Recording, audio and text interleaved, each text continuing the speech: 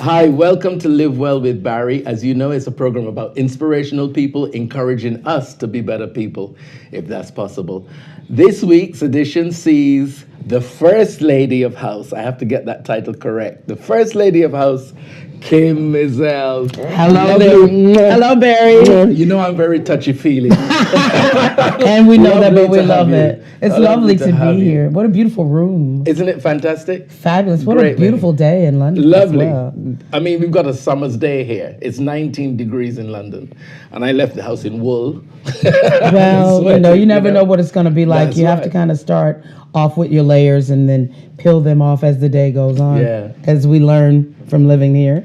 Well, it's lovely to have you.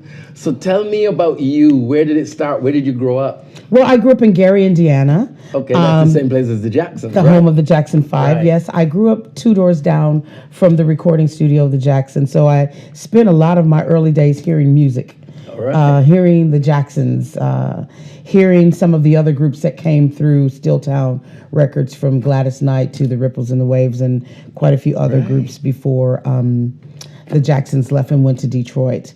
So that very early upbringing music. So you were right in it from the beginning. Right in it from the beginning. The block that I was on was quite notorious for talent. There was a school not far from my house that Denise Williams went to. Right. So that was on the block, and Gary is very loaded. I was going to say, Gary seems to be the place that a lot of talent came from. A lot of talent. Donald Kinsey and the Kinsey Report came from there. Donald did the music for Bob Marley, and Peter Tosh, he did the Rastaman Vibrations album for Bob Marley. Yes, that's right. I don't recognize the name. So he is a brilliant guitarist. So I grew up around stories of music and living it, breathing it, hearing it. So it was almost preordained that you were going to go that way. It was one way or the other. I grew up around music and civil rights movement. So I was going to go one way or the other. So let's hear about the civil rights movement.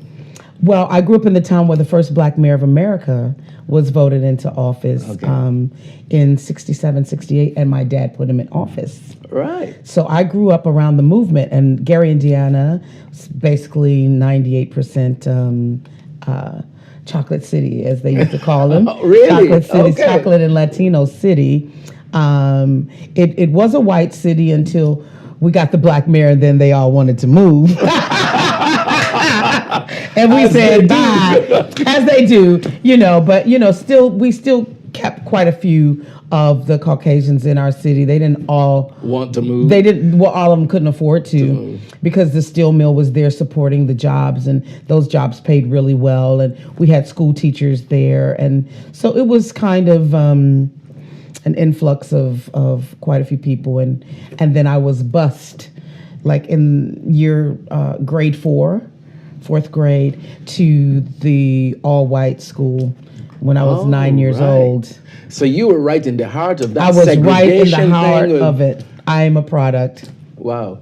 So I'm her. Separate schools for black and white people, and being bused to a white school. Yeah, and then trying to do the integration, and then how did that work for you? Your personal experience. My personality and personal experience.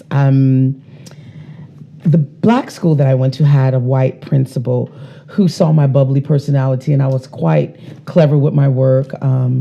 They asked me to the office, and I remember walking down the hallway and going there, and a table, something like this, a boardroom, all these adults, and it was all white teachers at that time, even though it was black and Latin students, sat me down and said, "Kym, we want to send you to a new school." I was like, "Yeah, okay." I'm 9 years old, and I'm sitting there. Can you pick 10 of your friends that are really kind of like you that could go to the new school with you. You're going to go on a bus and blah, blah, blah. And they telling me to find the other kids to go. Organize their job. Yeah, and I'm 8 years old, but I didn't totally realize. I asked my mom, and my parents weren't really objective to it because they knew this, things were moving and changing. Yeah. And I was like the poster girl of mathematics, and I was quite clever. So whatever, they just thought, okay. My mom worked full time, my dad worked full time for the city. And so I went. And unlike Ruby Bridges, I didn't need the National Guards to walk me in. They didn't throw eggs at me and spit in my face. It wasn't that bad. But when you got in the classrooms, the students were fine. The teachers were not fine. So it was more about the teachers being racist and discriminating the adults against you than the children themselves. The kids had little issues like little things that you knew they'd learn from home. Right, that's it. Yeah, but if you were really learning something about American history or something and being brought up in a black home, I knew black history. So if they tried to teach me something different in the schools, I said, well, that's not true. Actually, Frederick Douglass is the person who did that. Or, you would, Harriet Tubman, and they hadn't had those figures so you went in the with books. Knowledge that was actually defying what they were telling you, so you were putting your foot down. But so I didn't know. They wouldn't like that. Yeah, I didn't know. I just would say that didn't happen like that. We learned, at home and in our books, because we didn't see them when we crossed the railroad tracks the other way. They weren't in the books. And I remember a teacher being very angry with me, taking me to the principal's office, and her nails were quite pointy like mine, and sticking her nails in my arm till they bled. Really? Till my arms bled. She just did not like me that much. I'll never forget that. Too bright. That hate, just knowing. And I think her ignorance played a big part in it too. Yeah. Maybe she didn't never heard of Frederick Douglass. Maybe she didn't realize that what she was taught as a white person was racist and wrong. Distorted history. So you get this little 8-year-old kid in a school just going like, no, that's not right. No. And that's part of your personality as well. You're going to stand up to it and say, no, you're chatting rubbish. That's not all. Yeah, I was like, no, that's not it. But I remember her sticking her fingernails into my arm and walking me to the principal's office. And, my mom and them coming and them being adults and just saying that Kym doesn't listen. Kym's always questioning the syllabus. Kym's, making me look bad. Yeah. But it was just race. Yeah. It was really all the root of it was race. So you said that it was either the civil rights movement or music. What was the deciding factor? When I got older, I had a bit of colorful language that I had learned. And I know that when you got at the podium, like in the 60s, 70s, whatever, your language, you couldn't use those words. So I thought music it is, I could be free with my tongue. Yeah, I could be free because Millie Jackson, you had those you had those kind of people Millie Jackson, yeah, darling, yeah. So you had those kind of people and people, entertainers like Fred Fox and Richard Pryor. You heard these things coming out from, and they were funny. And they were funny. Context in the context it was funny. The 70s, the 80s. They would talk about race and politics in a funny way and use the colorful language and some of the songs, the records had little, they weren't bad like today, but you know what I mean. You had your aunties that come over on the weekend to tell the truth about how they feel. They're at home, they're at the barbershop, whatever, and you hear the music, and I was like, it's got to be music. I can be free. I can be free. There's no way I'm going to be standing at a podium going, and the next thing is, it just wasn't me. Brilliant. I love it. It just wasn't going to be me. So what was your first entrance into the music? Gosh, that's so long ago. I guess local talent shows. All right, so you did talent shows. I did a few. I did a few local talent shows in high school. The high school talent show, music in high school, like the choir, where you have amazing voices, and I was kind of looked at as the ugly duckling and the one that would not sing. Really? Yeah, because you had these girls that had church voices, right. And I didn't have really like church voice, and they were also bullies. they were quite bullyish, and even though I'm like really quite strong and everything now, I had to go through the bullies to build up the strength that and courage that I've got now. Yeah. You know, the playground at school is very tough. So going through school, I went through the bullying. I think because I was complexion, we still have colorism. Even then, even now, I was not too dark, not too light, long hair, and I was beginning to get boobs. So they don't like you. Right. And I was wanting to sing. So the girls who were whatever bullied me, tried to make me not want to sing. You know, you can't sing. I can sing better than you. I don't like your hair. And that's about their insecurity, and that's about really, because they can see you're about to shine. Yeah, they can see it in you. Yeah, and you may not see that in yourself. Yeah, you don't when see you're it in yourself, but forming. they see it. Yeah. People see it. And that's their insecurity, you know, break you down, stop you, because I want to get forward, you know? And I can see if you go, you're going to get ahead of me, you know? It's really cruel. It's a really cruel world. You know, I just kind of, I don't know. I had an insecurity inside of me. Could be, people say, oh, that's because you were a Leo, so you had that inner light anyway. And, you know, sometimes I would just have to fight against it, because after a while, I had to face the bullies and fight them, because they used to chase me home to the front steps and like beat me up in front of the house. Really? Yeah, and my mother one day, I used to like to eat food quite a lot. I was a little chubby girl, okay? So one day when I came home from school, I don't know, maybe I was about 12 or 13 years old. The girl was chasing me. She was thin as a rail.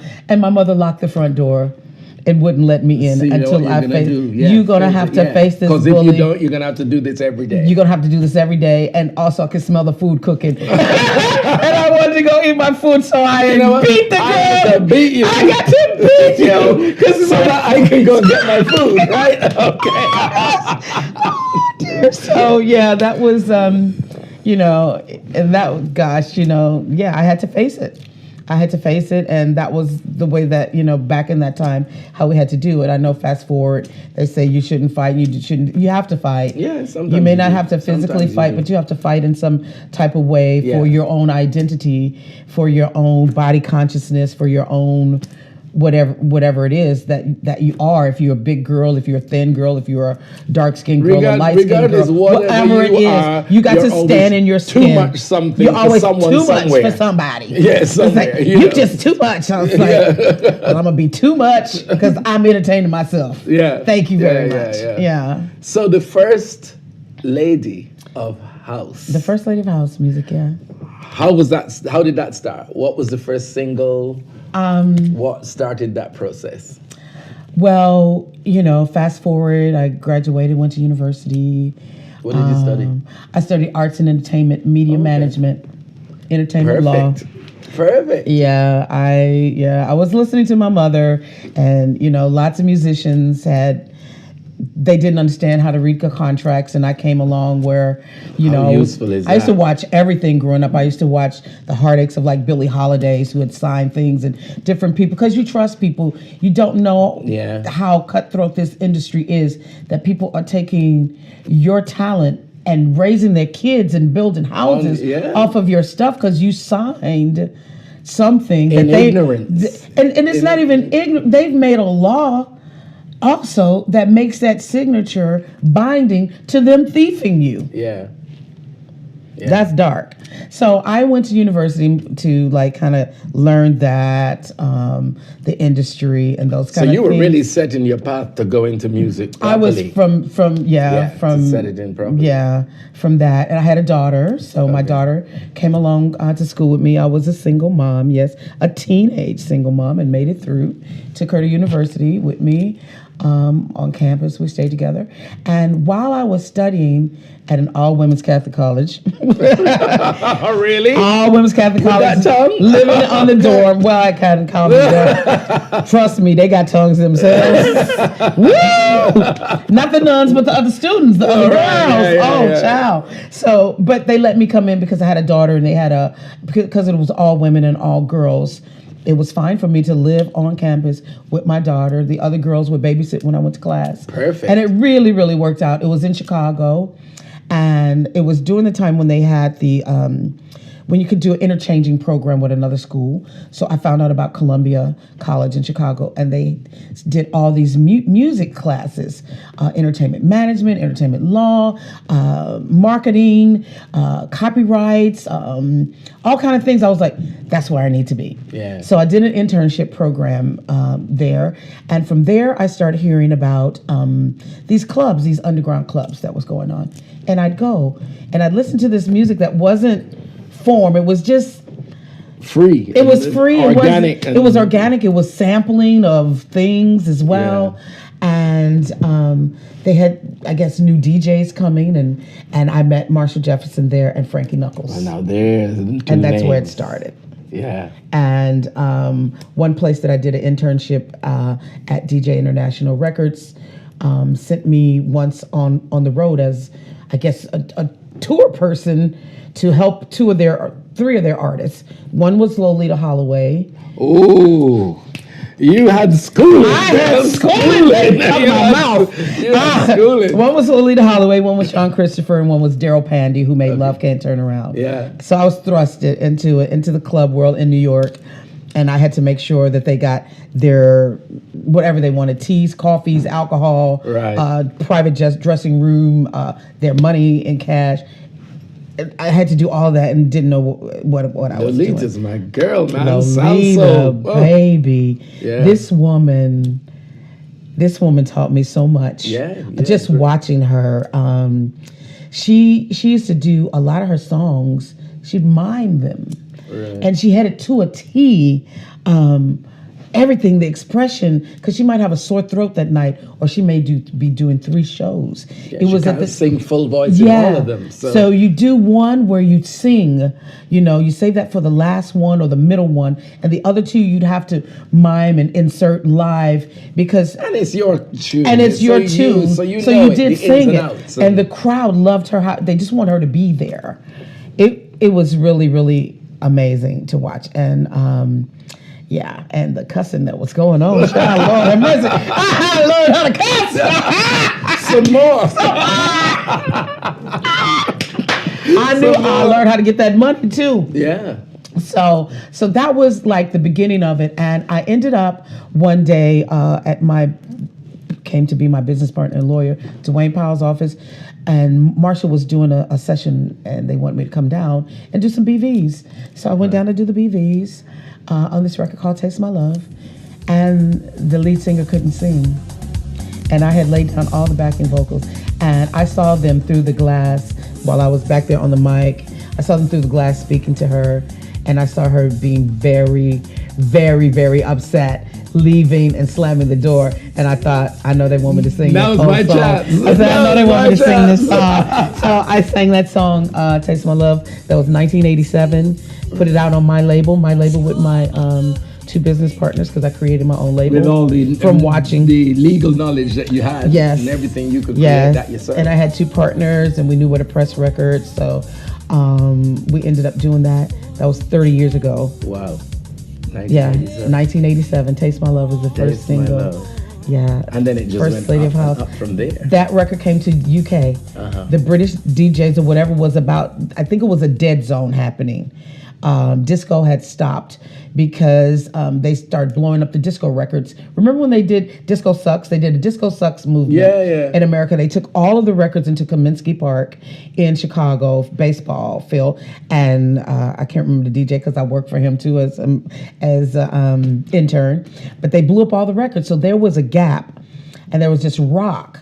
So house came in that inadvertent part, in that interim, in that gap. And the DJs from, or whoever they were, from London would come to New York and Chicago and pick up this music. this broken, not yet developed records and take them back to the UK. And you guys were building like a rave culture, which we didn't know about, and playing these records on radio, which we didn't know was pirate, something called pirate radio, which we found out when we came here, Kiss and Choice. And my record, Taste My Love, was like one of the main records.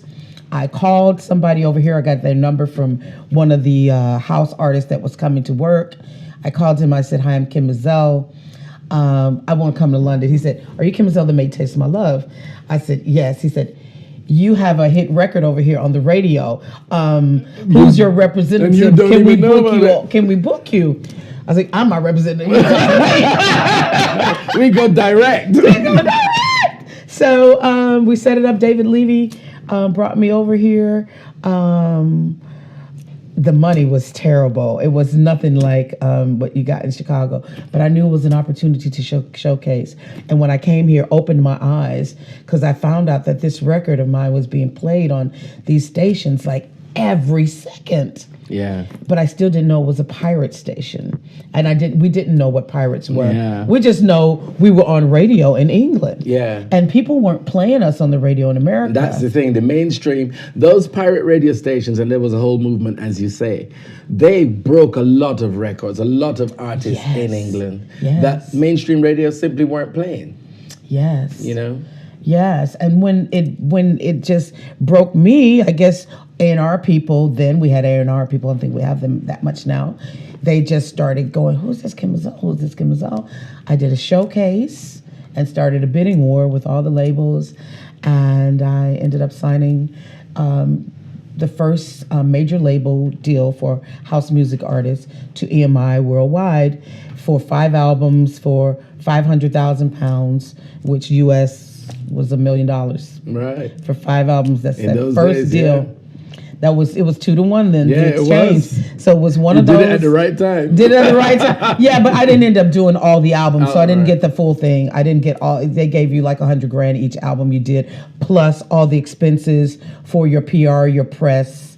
Some things were recoupable, but because I knew the law, I knew them terms. I was like, this is non-recoupable. This is, I just Right. You see, that's the advantage you have, because a lot of artists, they go in and they get their advance and they're like, yeah, got my advance. But they're taking all the expenses out of that. Yeah. And they, so you're actually paying for it, not the record company. Yeah, exactly. Yeah. So, I just kind of, so that's how I became the first lady of house. It's really historical that it happened, that I got signed. So have you been doing stuff all along? Because it seemed like Kym Mazelle had gone quiet for a while. I did go quiet for a while. Okay. That's where my faith came in. I got the call from the Lord. Okay. Jesus on the main line. Tell him what you want. Come on now. And he's still delivering. And he's still delivering, baby. Yes. So, I got this call in my spirit, and I didn't know what it was. So I said, let me go check this out, because I didn't come over here as a Christian or whatever, a church person. I didn't know anything about that. I just knew music. I was educated. I had morals and stuff like that. But, I didn't know about God and God things. So you didn't come up in the church at home? No, I didn't. All right. I wasn't brought up in the church. Because a lot of the voices from the States, come from the church originally. Yeah. So, but I lived near a church.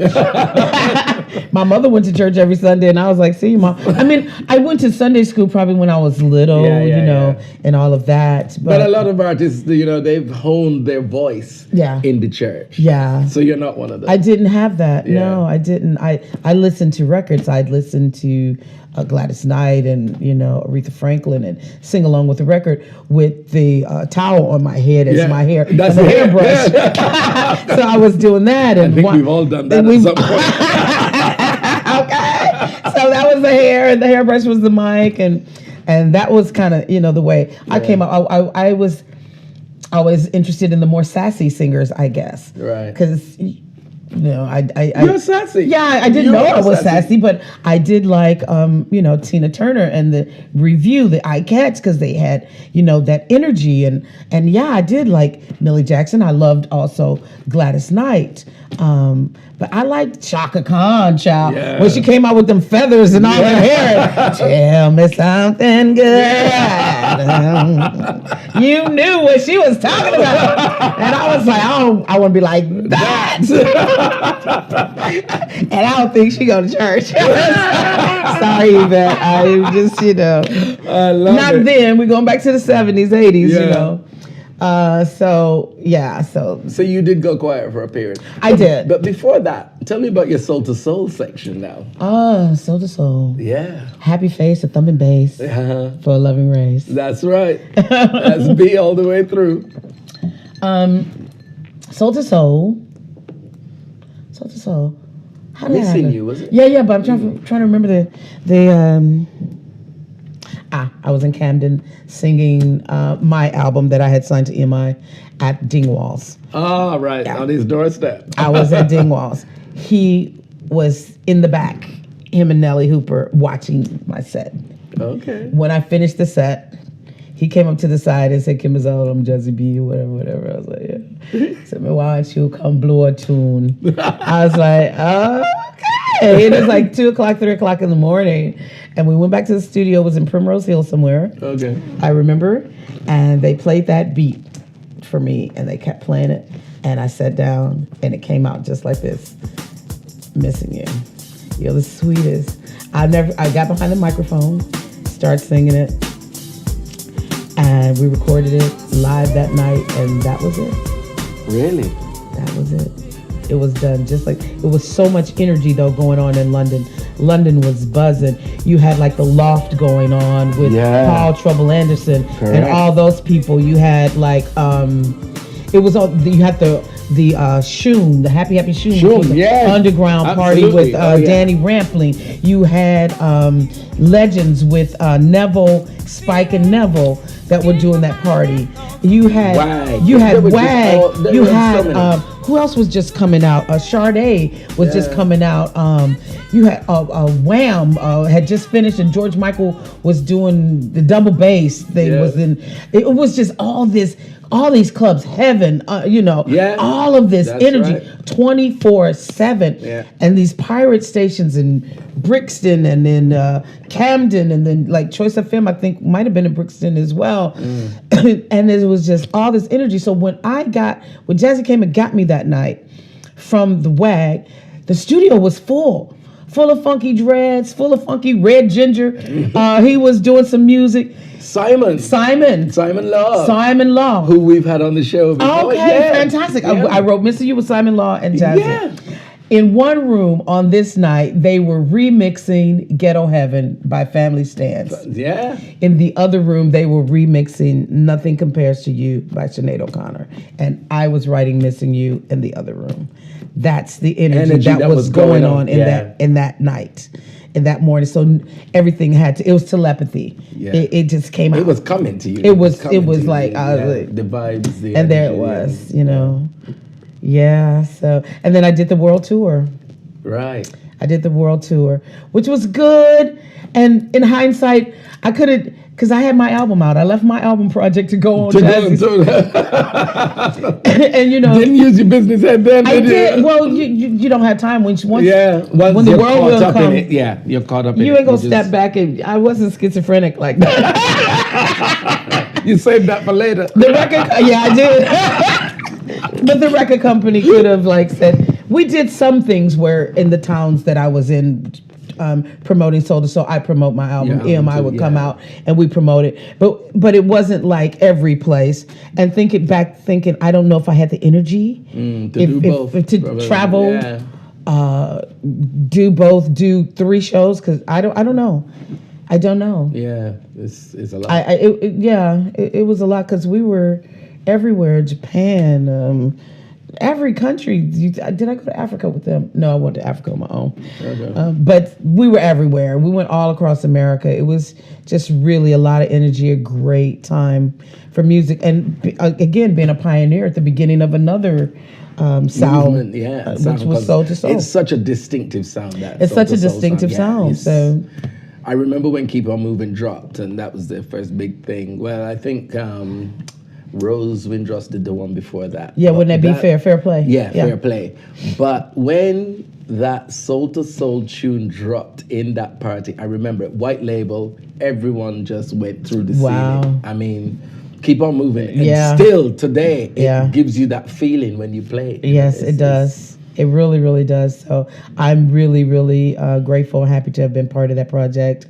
And knowing the people, I think also because I had a lot of people don't know this. I used to be in quite a lot of reggae bands to put myself through school when I was in university. All right. Oh yeah, I was an iPlet, not an iTall, but an iPlet. So I used to do a lot of. Learned something. I was a dreadlock child. Yeah, so it was easy for me to understand jazzy and a lot of the West Indian culture, and a lot of the songs I already knew from Donald Kinsey, who had been my neighbor, who had worked with Peter Tosh and Bob Marley, and Don Taylor, who was our manager then, rest in peace, Don, had been the manager of Bob Marley and all of them. So when I said to him, do you know Donald Kinsey? He just grabbed me and hugged me and said, oh, you family. Your family, that's right. Oh, yeah. It was a great time. Yeah, it was a really great time. And so many things just merged together. So now I'm seeing you all over the place. Master Chef you've done. Yeah. And there's this re-emergence of Kym Mazelle. Yeah. Again on mainstream TV, which is great. Yeah, it's great. It's a great thing. I think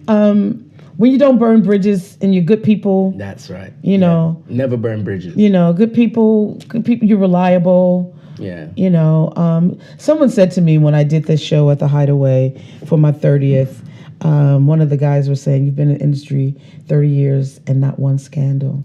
And I never thought about that. Yeah. I was like, wow, I can be scandalous. But I thought, you know what? Oh, that's really good, you know? Yeah. So, you know, I think that's commendable. I would, you know, when you grow up in a black family, West Indian family, you go somewhere, they say, don't put your family name to shame. That's right. You're representing us when you go out there. Yeah. So watch what you do. Watch what you do. So I think that always stayed in me. Yeah. You know. So there you go. So what's your last project now? What are you doing now?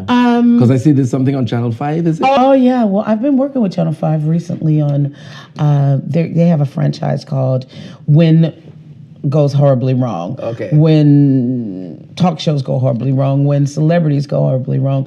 And I've been sitting as a panelist with quite a few other celebrities on that show. We've done one when Mariah Carey had the debacle on New Year's Eve and her mic didn't work. You know, quite a lot of things you just talk about how they went wrong and what could have happened better.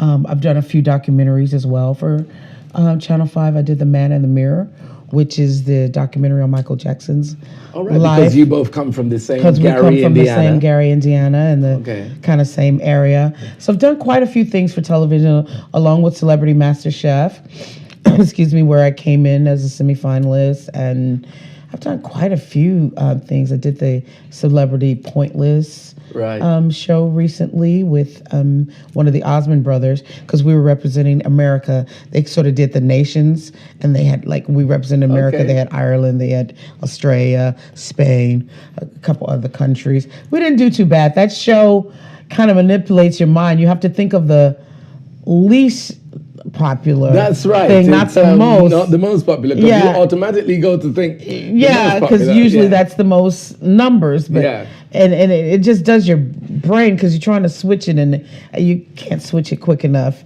because I'll come up with things after, you know, the time is over for you to answer. I'm like, I know, but it's always too late, and I'll just go like, oh well, I hope I don't look too bad on television. So doing some of the television things, still, you know, touring and doing the shows, and because DJing and all those big festivals now are really big. House is a resurgence, and you know, young people are becoming aware of house music. So I've been doing quite a lot of festivals over the last couple of years and things like that. So just keeping busy. Well, you're a busy touring girl. America, England, Spain. Yeah, you're a busy living, girl. Teaching young people, you know, to be respectful to adults and to themselves. Just trying to help, and especially things like bullying. I've been working with like young kids, because I you know, so obviously like I went through that mentoring programs. I'm also on the board as a patron for Sickle Cell Society, which is one of the things I hold dear to my heart, because a lot of people are not aware about that very debilitating disease, sickle cell, and that it crosses the board of people. It's not just black people that get it. It's lots of different races. What is the general assumption? Which is the general assumption. So we don't really get the funding, enough of the funding for that. You may get, like Macmillan, or get funding, or these other people get funding, but Sickle Cell Society may not get it. And I think it's an awareness issue that people need to really kind of wake up, because of so much interracial business. Mixing, that you could be walking around with it, baby. Absolutely. Don't you just love that? Just love this girl. So tell me, you're so busy. What does Kym Mazelle do to look after Kym and keep her balance and equilibrium? Because with all these things that you're doing, you're traveling, you're up and down, Yeah. you've got to change your different caps for each Yeah, job. yeah. What do you do to look after yourself? I rest. Right. I drink quite a lot of water. I like swimming. Okay. Swimming's good for me, and sailing. I love Sailing? water. Yeah. Right. Sailing is the best one. Do you get to do that often? Yeah, Nice. I do. That's lovely. Yeah, I do. So, yeah. Well, this show is all about inspirational people, and that's why we had to have you as a guest. Fabulous. Because, Thank you. You know, it's great to see that you were doing 30 years ago, and you're still here doing as much now as you were then, probably more. Oh gosh. Oh. So, you know, thank you so much for coming. Thank you, Barry. Really appreciate Thank you, guys. it. I appreciate you Lovely and to your talk to audience you. and all of you out there. Thank you so much. Look after yourselves. Indeed. Thank you very much for joining us yet again, and look forward to next episodes. See you soon. Take care. Bye.